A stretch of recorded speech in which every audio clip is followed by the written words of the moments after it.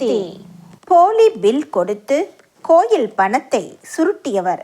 அன்பர் ஒருவர் பக்கத்து ஊருக்கு சென்று ஆலயத்திற்கு மின்சார சாமான்கள் சிலவற்றை வாங்கி வரும் பணியை தானே ஏற்றுக்கொண்டு சாமான்களின் பட்டியலை வாங்கி கொண்டு போனார்.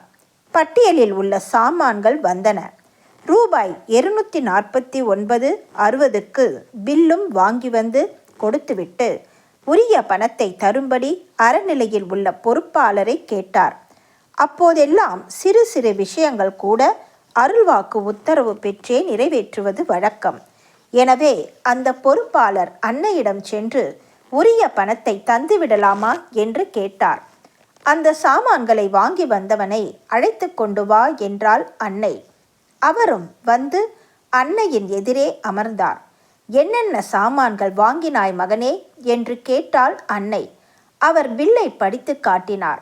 அந்த பில்லில் 7/20 மின்கம்பி என்று குறிப்பிடப்பட்டிருந்தது. அது விலை அதிகம். அதை அவர் உண்மையில் வாங்கவில்லை. அவர் வாங்கி வந்தது வேறு கம்பி. இதனை யாரும் கவனிக்கவில்லை. அன்னை அவரை நோக்கி, என்ன கம்பி வாங்கினாய் மகனே என்று கேட்டதும் அவர் திணறிப்போய் 7/20 கம்பி வாங்கினேன் என்றார். மின்சார வேலை செய்பவன் வேறு கம்பியை வாங்கச் சொல்லியும் நீ ஏன் மகனே 7/20 கம்பி வாங்கினாய் என்று அன்னை கேட்ட கேள்வியை அவர் எதிர்பார்க்கவில்லை. பாவம். தாயே, அதனை விட இது மிகவும் சிறந்தது என்றார். உடனே அன்னை, அப்படியா மகனே? 7/20 என்றால் என்ன பொருள்? ஏன் அதனை 7/20 கம்பி என்று கூறுகின்றனர் என்று மடக்கியதும் 7/20 என்றால் அதில் எத்தனை கம்பிகள் உள்ளன, ஒரு கம்பியின் கன பரிமாணம் என்ன என்பதை அன்னையே விளக்கத் தொடங்கிவிட்டாள். இறுதியாக, மகனே, உனக்கு தெரியாத விஷயங்களை பேசாதே என கூறிவிட்டு அறநிலைய தொண்டரை நோக்கி, மகனே, நீ 179 ரூபாய் கொடுத்துவிடு, கணக்கு சரியாகிவிடும் என்றாள். பங்காரு வாத்தியார் ஏதோ குறி சொல்கிறார் என்று நினைத்து கொண்டு வருபவர்களுக்கு இது போன்ற நிகழ்ச்சிகள் தகுந்த படிப்பினை ஆகும்.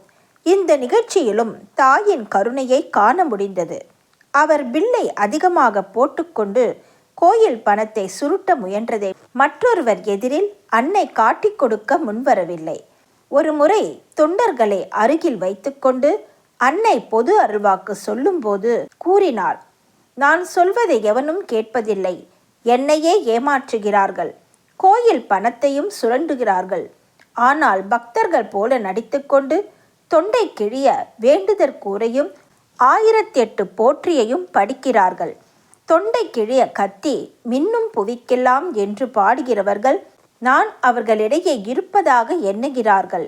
ஆனால் நான் இட்ட பணியை உள்ளன்போடும் உண்மை உணர்வோடும் செய்பவன் எவனோ அவன் அருகில் நான் இருக்கிறேன் என்றாள் அன்னை.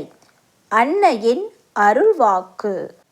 ஆன்மீகத் துறையில் நடந்து போன பழங்கதைகளையே பேசிக்கொண்டிருக்காதே. இங்கே நடைபெற்று கொண்டிருக்கிற நான் நடத்தி வருகிற புதுமைகளை உலகத்திற்கு எடுத்துச் சொல். அவற்றையே அடிக்கடி நினைத்து பழகு. அன்னையின் அருள்வாக்கு. Please share and subscribe. Om Sakthi.